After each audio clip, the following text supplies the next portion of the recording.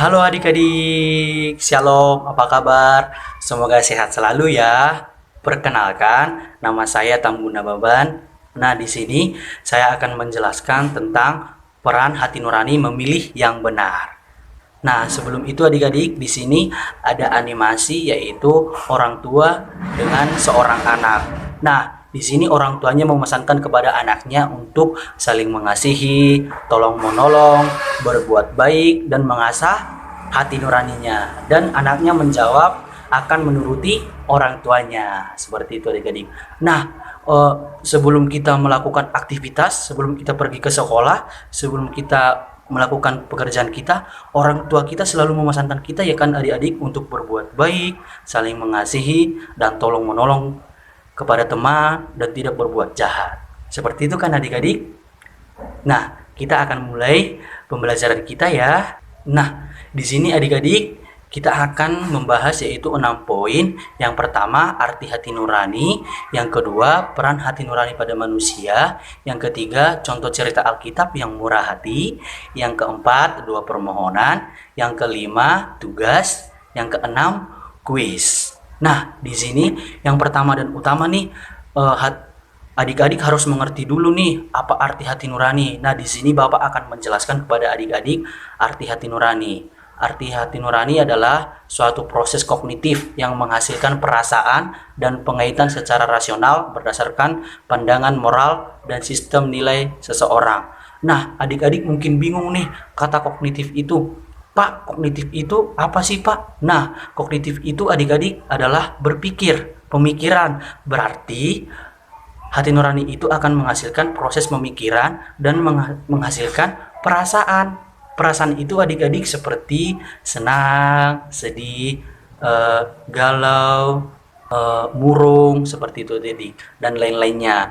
Nah, pengaitannya dengan pandangan moral. Nah, pandangan moral di sini adik-adik adalah tingkah laku kita. Nah, bagaimana kita menyikapi tingkah laku kita dengan perasaan kita tadi. Seperti itu adik-adik. Nah, yang kedua yaitu menurut Profesor Bertens, hati nurani adalah instansi atau bagian dalam diri manusia yang menilai perbuatan baik dan buruk. Nah, di sini kita underline yaitu bagian dalam diri manusia. Nah, berarti hati nurani ini sudah melekat dalam diri kita adik-adik. Ketika kita lahir ke dunia ini, hati nurani sudah melekat dalam diri kita. Nah, hati nurani juga adalah kedalaman termurni dari jiwa manusia. Seperti itu adik-adik. Kita lanjut ya. Nah, yang kedua, adik-adik juga harus mengerti yaitu peran hati nurani pada manusia. Nah, hati nurani dapat berperan sebelum suatu tindakan dibuat. Biasanya hati nurani akan menyuruh kalau perbuatan itu baik dan melarang kalau perbuatan itu buruk. Nah, di sini kita harus mengetahui adik-adik bahwa hati nurani itu akan berperan sebelum tindakan dibuat, sebelum perencanaan dibuat, seperti itu adik-adik. Nah, di sini Bapak akan memberikan contohnya yaitu Aldi. Nah, Aldi akan merencanakan sepulang sekolah dia akan membantu orang tuanya ke ladang. Nah, berarti kalau membantu orang tuanya itu perlakuan yang baik kan adik-adik, membantu orang tua. Nah, sebelum Aldi melakukan tindakan itu, hati nurani langsung berperan adik-adik, di mana hati nuraninya langsung mengatakan, Aldi, perbuatan itu baik loh, perbuatanmu itu baik loh, membantu orang tua, nanti orang tuamu bangga dan kamu bisa dapat mengambil hati orang tuamu, seperti itu adik-adik. Nah, berarti sepulang sekolah Aldi langsung bergas untuk membantu orang tuanya, seperti itu adik. Dan sebaliknya, contohnya Aldi sepulang sekolah Aldi akan merencanakan mencuri. Wow, mencuri itu kan berdosa kan adik-adik, itu buruk kan. Nah, sebelum Aldi melakukan pencurian itu, hati nurani langsung berperan adik-adik, bahwa hati nurani langsung berpesan bahwa itu buruk, berdosa, tidak baik melakukan itu. Nah, hati nurani langsung mengatakan kepada Aldi, Aldi, kamu jangan mencuri, itu tidak baik, itu buruk, nanti kamu dapat hukuman Aldi, nanti kamu dapat hukuman dari masyarakat, dari orang tua, dan bahkan dari Tuhan. Seperti itu. Maka si Aldi langsung tidak melakukan pencurian. Nah, seperti itu adik-adik. Maka kita harus mendengarkan hati nurani kita adik-adik. Seperti itu. Nah, hati nurani ini juga ada tertulis dalam kitab 1 Petrus ayat 3, 1 Petrus 3 ayat 16 gitu adik-adik. Sorry ya. Nah, dan Galatia 5 ayat 22 sampai 23 atau buah-buah roh. Seperti itu adik-adik. Nah, kita lanjut ya yang ketiga. Nah, di sini Bapak mengambil contoh yaitu cerita Alkitab yang murah hati. Nah, Bapak mengambil contohnya yaitu orang Samaria yang rendah hati, di mana ia menolong orang yang tergeletak di pinggir jalan dan mengobatinya. Mungkin adik-adik sudah pernah mendengarkan cerita ini kan? Nah, bagi yang belum, Bapak akan menceritakannya. Nah, di suatu tempat di pinggir jalan ada seorang pria yang tergeletak adik-adik dan hampir mati. Nah, sebelum orang Samaria ini melewati jalan itu, sudah banyak melewati jalan itu adik-adik, seperti pendiri agama, imam-imam, seperti itu adik-adik. Imam itu seperti dalam sekarang adik-adik yaitu pendeta, guru agama. Dah, imam-imam tadi tidak menolongnya adik-adik. Wow, sungguh jahat kan, sungguh miris. Nah, bayangkan seorang pendeta tidak mau menolong orang yang kesakitan, yang kesulitan. Nah, itu tidak perlu ditiru ya adik-adik.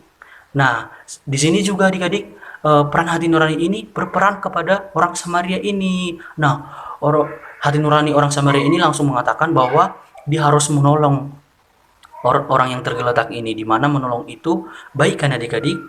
Nah, setelah hati nuraninya berperan, nah dia bergegas langsung menolong orang Samaria ini. Dia mengusap lukanya, dia menolongnya, dan bahkan dia membawa dia ke tempat pengobatan dengan keledainya. Seperti itu nah adik-adik. Nah, di sini juga adik-adik kita mendapat pembelajaran di mana orang Samaria ini yang murah hati menolong sesama manusia. Nah, kita juga adik-adik kita harus saling menolong, saling mengasihi. Kita tidak boleh pandang bulu bulu untuk menolong sesama manusia karena itu adalah perintah Tuhan. Seperti itu adik-adik. Nah, kita lanjut ya. Nah, yang keempat ada adik-adik, ini adalah contoh doa permohonan. Nah, mungkin adik-adik sudah pandai nih membuat doa. Nah, ini sekedar contoh saja adik-adik. Nanti adik-adik kalau membuat doa ini bisa dicatat. Nah, ini adalah sebagai contoh doang. Mungkin adik-adik mau nanti mencatatnya adik-adik ya. Oke, ini tidak perlu diterangkan ya adik-adik. Ini cuman contoh doa permohonan di mana kita harus memohon, harus bersyukur, harus meminta permohonan kepada Tuhan untuk dibimbing hati nurani kita, untuk diberkati hidup kita supaya kita dapat melakukan perintah-perintah Tuhan. Seperti itu adik-adik. Kita lanjut ya. Nah, di sini adik-adik, Bapak memberikan tugas kepada adik-adik, di mana ini akan ditugaskan nanti, ini sebagai PR, nanti adik-adik harus dikerjakan ya. Oke? Ini adalah sebagai evaluasi di mana apakah adik-adik mengerti nih dari penjelasan Bapak tadi. Nah, yaitu soal pertama yaitu cari berbagai sumber arti kerendahan hati dan contoh-contohnya. Nah, yang kedua mencari tokoh Alkitab yang murah hati. Nah, seperti Bapak tadi yang Bapak sampaikan yaitu orang Samaria, seperti itu. Nah, yang ketiga setelah mempelajari hati nurani, tuliskan pendapatmu. Nah, setelah mempelajari ini adik-adik, tuliskan pendapat adik-adik di sini. Nanti ditugaskan di rumah ya adik-adik. Oke, kita lanjut ya. Nah, sekarang di sini ada quiz time. Nah, di sini adalah evaluasi. Apakah adik-adik langsung mengerti nih? Nah, di sini kita akan uji adik-adik ya. Oke. Nah, di sini Bapak akan memberikan cuma satu kuis saja. Kita mulai ya adik-adik.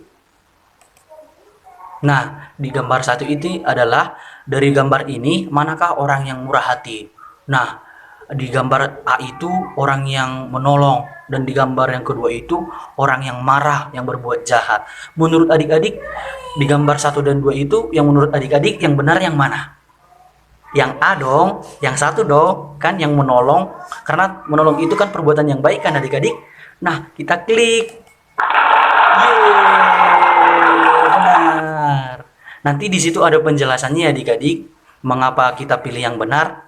Oke. Nah, menurut Bapak sudah cukup sampai di sini. Semoga ini bermanfaat bagi adik-adik dan menanamkan hati nurani dan mengikuti hati nurani kita. Oke adik-adik, saya undur diri, pamit. Terima kasih. God bless. Shalom.